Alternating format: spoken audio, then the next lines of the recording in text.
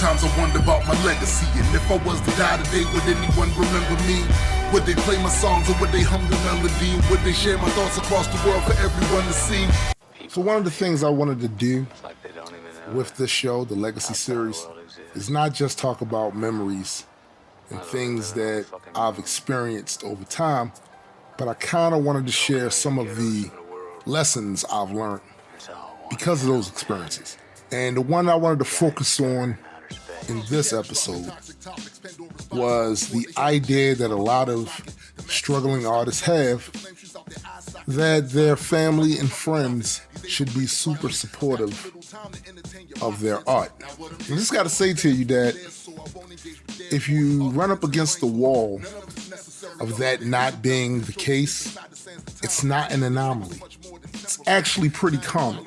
As a matter of fact, I don't know too many artists personally that haven't experienced that. And there are a myriad of reasons why family and friends will not be as supportive of your work as complete strangers will be.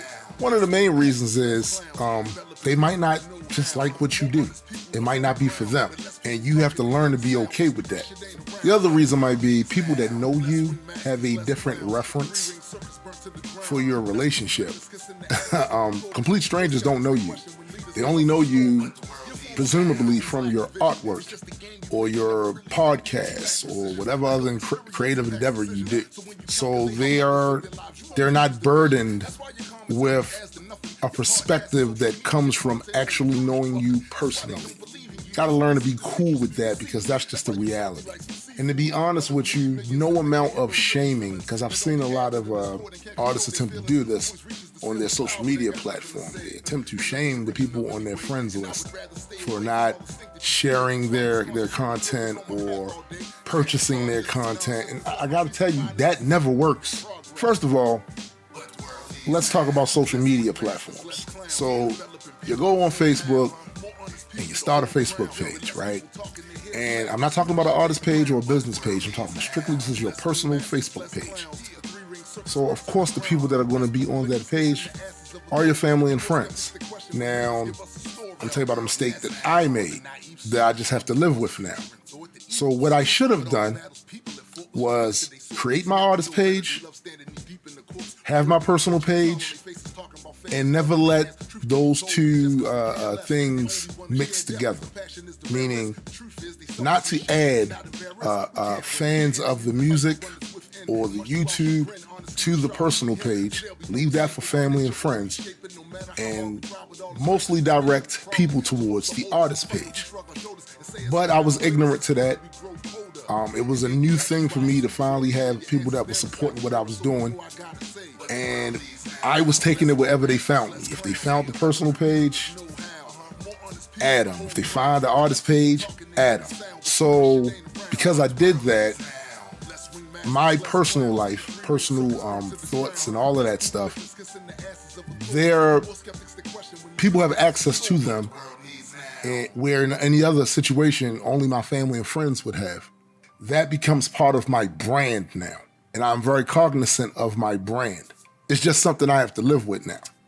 But never in my wildest dreams would you ever saw me get on social media and attempt to shame my audience or family and friends for not supporting what I did. Do you really want that?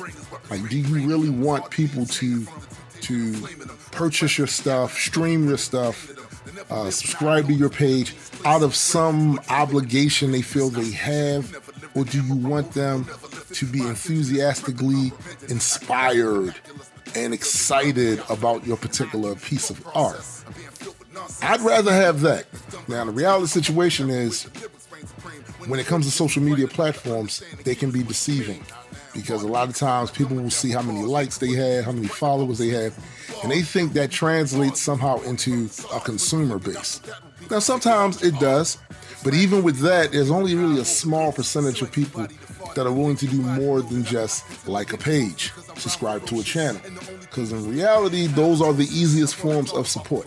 And they're useful, they're definitely useful, but what you're really looking for is people that's willing to go above and beyond that, because they're so excited about what you're doing, the type of creativity you're expressing, that they're willing to go in their pocket and support the art so you can continue to make it.